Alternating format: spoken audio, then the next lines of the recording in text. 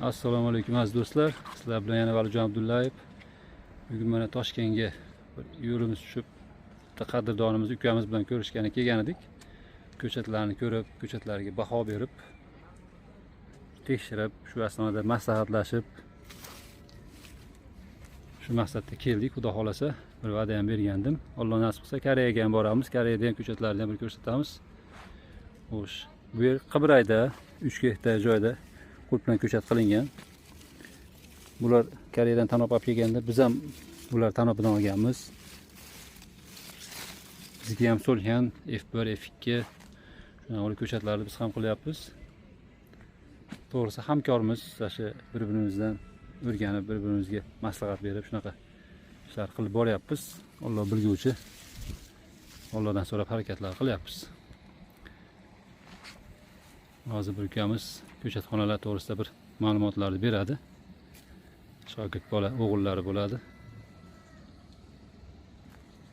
Kommentariyalarda savollarga yozsanglar, javoblarni beramiz inshaalloh. Bu ko'chatlar koreys nazoratida agrotexnikalari to'g'ri qilinib, qaysi paytda qaysi ozuqalar berilishi kerak, qachon ekish kerak, hammalari to'g'ri holatda ketyapti inshaalloh. Ko'chatlarni tekshirdik, zo'r. Mana oxirigacha oxirgi ekilganlari ham iyulda boshida to'xtatilgan. Mana oxirgilari ham pomri yaxshi holatda. Matishnilarni uzib yuborgan kallasini. Endi hozir bularni kindilarni olib chiqyapti, ulangan joylar. Havolar berib, stressdan chiqarib, ozgina stresslarni kirgizib, shuna qilib qilinyapti. Agrotexnikasi to'g'ri, xudo xolasa. Bu ukamiz ismlari Jahongir. Ukamiz o'g'li bo'ladi. Mana ko'chatlar bilan asosan mana yoshlar shug'ullanishyapti. Internetda ham, Instagramda ham bolalarni ko'p ko'rgansizlar. Ko'chatlaringiz haqida bir ozgina ma'lumot bering-chi. Avvalambor assalomu alaykum. Ko'chatlarimiz bahosi avgust oyiga tayyor bo'ladi. Koreyskiy sortdan. Koreyskiy hidroponikalarda yetishtirilmoqda. Men hozir ko'rdim, kokoslarni yangi qilgansizlar. Kokoslar agrotexnikalari to'g'ri bo'lyapti, xudo xolasa. Baklar mana tarchasi ucharam deydi, g'ovlab ketmagan. Ildiz qismi bilan bak qismi stabil holatda turib qoldi. Shunaqa.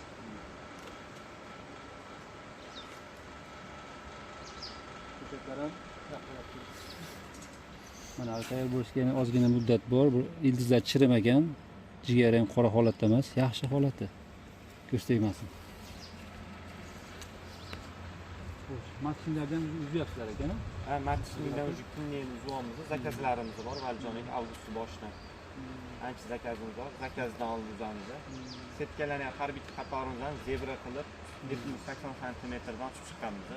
Ko'rasizlar, mana hozir quyosh sekin-sekin ko'rsatib, o'rgatib ketyapti.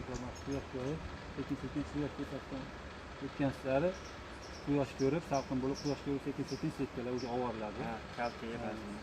Quyoshga moslanadi. Ko'z tegmasin, zo'r ko'chatlarimiz hozir bormi nalichda? Ha, bor.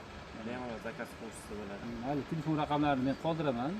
Kommentariy yozsanglar, nima savol javobinglar bo'lsa, ko'chat haqida ma'lumot beriladigan bo'lsa, yozsanglar, bu ukamizdan men ham ma'lumot berishga harakat qilamiz, xudo xolasa. Ko'chatlar ko'z tegmasin, zo'r, yaxshi chiqqan.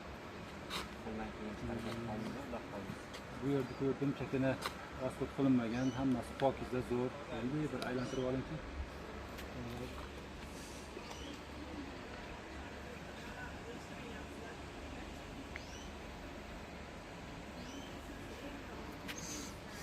Alloh barakasini bersin. O'zbekistonimizda bu qulpnalchilik ilmi sekin-sekin rivojlanib kelyapti.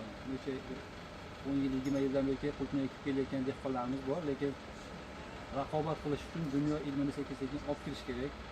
Har bittadan grammini ko'paytirib, sog'lom, hali beri biz eksportga uncha chiqolmayapti. Sekin-sekin O'zbekistonda ob'yom ko'paysa, xudo xolasa, nasib qilsa eksportga ham chiqib qolarmiz inshaalloh. Allohdan so'rab harakat qilyapmiz. Ko'knoylarni ham qancha ko'p yetishtirilsa, ozgina narxlari tushib, lekin kilogramdan olayotgan mahsulotdan lekin shu narxi to'lib qolaveradi.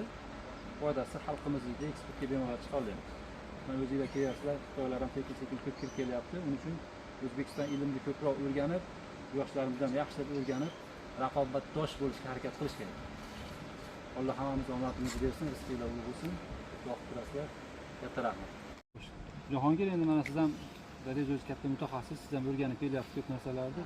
Bu sheyka haqida, ko'chat yoshlari haqida ma'lumotga egamiz. Qani aytib beringchi qisqacha. Sheykasi avvalambor eng yoshiga to'lgan ko'cha sheykasi qanaqa ajratilinadi? Yoshiga to'lgani eng kichkinasi 0.8 mm dan 1.2-1.3 cm-gacha bo'ladi-da, o'rtacha holat. Ana o'sha yoshiga to'lgan ko'chat bo'ladi. O'sha A ga ketadi-da, o'sha misol frigolarda misol 1 cm, 1.2, 2 gacha bo'ladi. Misol A, B, C bo'ladigan bo'lsa A+, shunaqaga tortarkan. Juda zo'r, yaxshi. Keyin dehqonlarga maslahat anaqa qolardi. Bitta qatorlik bir tekisda ko'chat ekishligini so'rab qolardi. Sartrubkani to'g'ri qilish kerak, kalibrovkani. Misol hozir bulardan ham so'radim, hozir ko'chat sotayotganda mashinaga bir xilda berasizlarmi desam, yo'q. Boshida avgust oyida oladiganlarga birinchi, uchinchi qatorlar. Bizani kuzatadiganlar bilishadi. 8 qator kasetamizda bo'lsa, birinchi 4 ta qatorimizni avgustdi partiyamizni, mana 4 ta qatorimizni sentyabr boshli partiyamiz. Sababi baribir birinchi bosilgan ko'chat bilan oxirgini bir 20 kun farqi bo'ladi, 20 kun, 25 kun. Shuning uchun bular shu yoshiga yetgan bo'ladi. Shunda qancha 70-80 kun bo'ladimi? Shunaqa 70 kundan ketadi. Yoshiga to'lgan ko'chat. Bular уже sentyabr boshida ekadiganlarga bu ham уже tayyor bo'ladi. Avgust 20sidan keyin bu ham xudo xolis tayyor. Juda zo'r natija. Agar agrotexnikasini to'g'ri qiladigan bo'lsa, agar zo'r ko'chatda yer yomon bo'lsa, suvni pH sizga nazorat qilmasa, uni yerga ekadimi, so'gancha deydi. Agar so'gancha deydi, stilajga ekadimi, agar agrotexnika noto'g'ri bo'lsa, boshlang'ich xato ko'p bo'ladigan bo'lsa, natija olish qiyinroq bo'ladi. Shuning uchun natija olishdan oldin talablari bor. Kavsasga cho'gon deydi. Hali talablarini ko'rib chiqish kerak bo'lgan. Suv, kokoslar yaxshi yuvilganmi, kokos yangimi, yo'qsa kokosning necha foizligini, terlik necha foizligi, chipi necha foizligi, shularga ham e'tibor berishga harakat qilinglar. O'zingizlar ustingizda ishlanglar, o'rganinglar.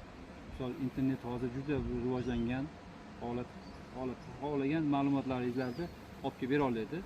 Shunga qarab turib natija ham yaxshi bo'ladi inshaalloh. Mayli, yana bir bor tanishganimiz sog' bo'lsin. Omad bersin. Tanishganimizdan